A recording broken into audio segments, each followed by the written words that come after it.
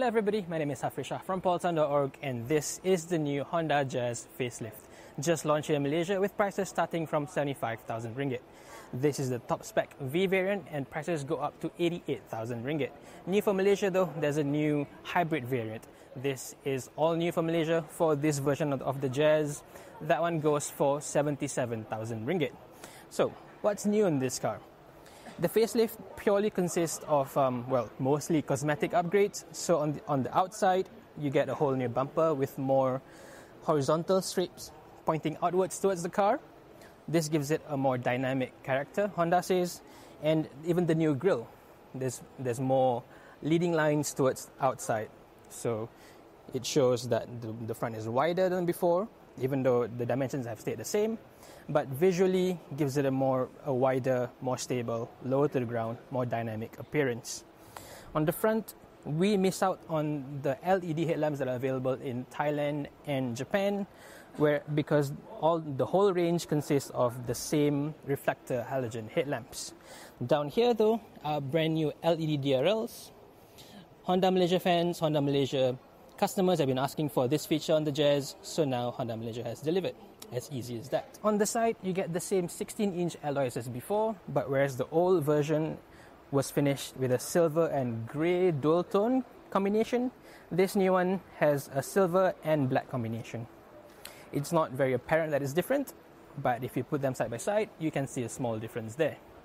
And as before, the top spec V variant has its side indicators integrated into the side mirrors, whereas the rest of the range will have a standard indicator here on the front fender. Down to the side, all variants now get keyless entry. Even the base S model has keyless entry. It's the same move that Honda Malaysia has made on the City as well.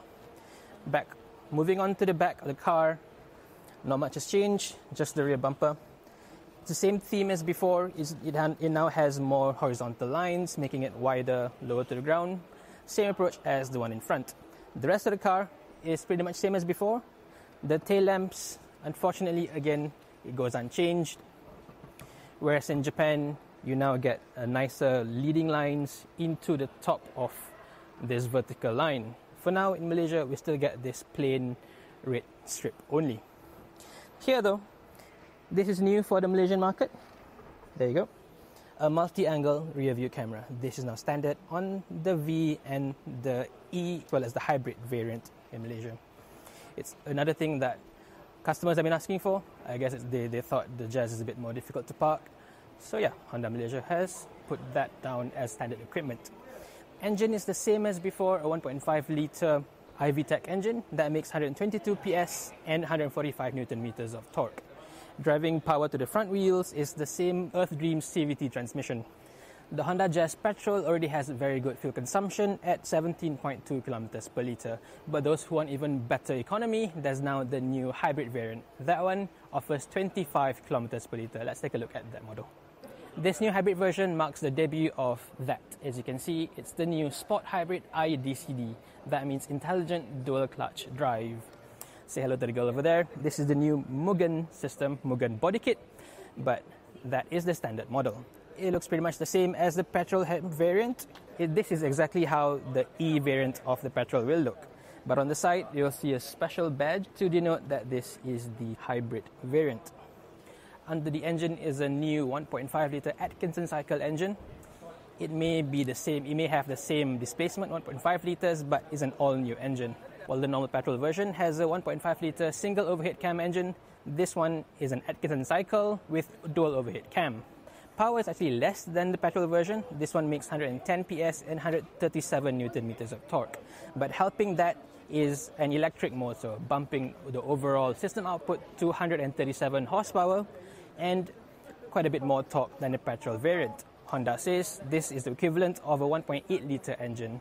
For a car that weighs about the same as the petrol variant, this is only about 67-68 kilograms heavier. A 1.8 litre equivalent engine will give it that extra oomph of performance. Like I said, not only is it faster than normal petrol version, it's also more economical, 17.2 versus 25 kilometers per litre. And moving power from the engine to the front wheels is a new 7-speed dual clutch gearbox. This is a dry dual clutch gearbox. But if you have any worries about reliability, Honda Malaysia confirms that they've done on-ground real-world testing here in Malaysia. They've had the car going up Genting Highlands because that's a very extreme roads, going very steep uphill sections, overtaking on the way up the mountain, as well as going on a very long traffic jams. They've even had the car in extreme Hari Raya traffic, and they've had the car for 2 years in Malaysia, over 7,000 kilometers of testing, no issues so far. So you don't need to worry about that. Like I said before, there's not much difference, there's not much visual difference between the petrol and the hybrid variant. And the back, the only thing that makes a difference is the hybrid logo. This new variant goes for 87,000 ringgit, making it just under 1,000 ringgit cheaper than the normal petrol variant. The spec, however, is equivalent to the petrol E, so you do lose a little bit in terms of specs compared to the high-spec V. As for the interior, not much has changed between the old version and the facelift. The main thing you can see is this center screen. The old one had a fully integrated screen, but now they've moved to a slightly less integrated double-din touchscreen display instead.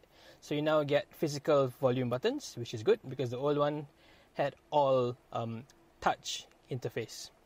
Same down here, you still get the same single zone aircon, which is touch controlled. Once you light the engine up, all the controls, all the numbers will turn on, so you just touch whatever you want to do. This is now available on the E as well, so now both the E and the V get this cool system. On the steering wheel, these pedal shifters have now made a comeback. They took it out in the previous generation, but people complained, so yeah, now it's back. And also new is this cruise control. It's now available in both the V and the hybrid variants. As for the seat, if you buy the V variant, you now get a fabric and leather combination seat, which this is similar to what you get in the Honda HR-V. And if you buy the hybrid variant, you get a special gear lever. That will be an electronic gear lever, a very short stub which you can just move up and down to choose which drive modes you want to use. And even the instrument cluster is special for the hybrid variant, where there's a small screen with special hybrid displays. As for safety, it's the same as before. For the V variant, you get 6 airbags and electronic stability control as standard. Move down to the hybrid and the E variants, you now get 4 airbags, up from 2 from before, and with electronic stability control. Unfortunately, the base S model only has 2 airbags and no ESC, so that's quite a letdown from Honda. Alright, let's move back to see one of the bigger advantages of the Jazz, the rear space. At the back here, you get Honda's iconic Ultra Seat system. With this, you can just lift up the base of the seat and then lock it down. It's as simple as that, and it won't move anymore. This gives you a very tall load bay. You can put a flower pot, you can put a guitar case, it's easy as that. And even this side can be lifted up as well. So there you go. Trips to IKEA, it'll be very, very convenient with this model. But if you put the seat down and then come in, the space is really good for passengers as well. The seat here is pushed back slightly compared to my own normal sitting position, but there's still a lot of leg room left. There's a lot of room for my feet to go to tuck in under the front seat, so it's very, very comfortable. And the back, there's a nice headrest as well for you to just lean back and chill. For a small car, nothing beats a Honda when it comes to practicality. Next, the boot.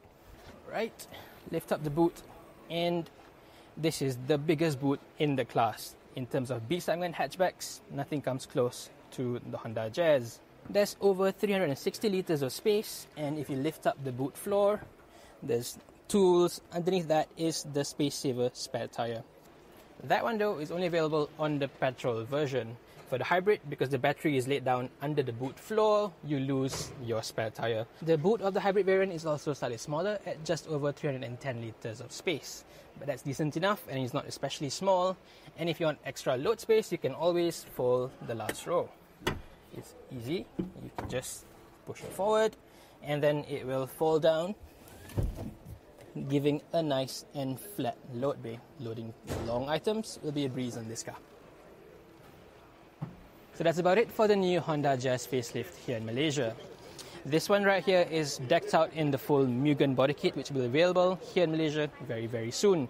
That's about it. I'm going to leave you right here with the full car, full body kit, good looking girl. Thank you for watching. This is me, Hafriz Shah, signing off.